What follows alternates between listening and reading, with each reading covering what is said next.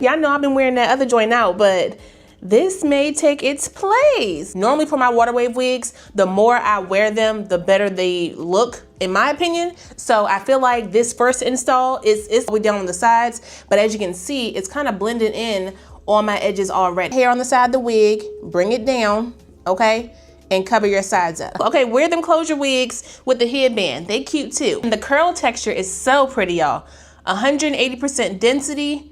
She looks good. With no trim, she looks good. So I can only imagine with the trim, she gonna look even better. The no slip band works as intended. Some people don't like the elastic band in the wigs, especially when you have to put it at a certain location on the wig, you know, right up by the ear. This alleviates that pressure by the ear. It definitely gives it a more comfort fit as well. I don't think I mentioned it in the beginning, but it does have that 360 all around fit. It's an anti-slip comfort fit all the way around. And my 23-inch head is fitting in this wig. Okay, I do feel like the more I tighten it down though, the more pressure I will feel right here. All I gotta do is go in the back, loosen up that drawstring, and I'll be just fine. High lifting lace structure. So if you're wondering if you can wear this wig outside when it's hot or in the gym when you're sweating, yes you can. And like I said, the cost of this wig is, you know, it's a cute little coin. It's getting cool outside and the holidays are coming up. Go ahead and get in the house.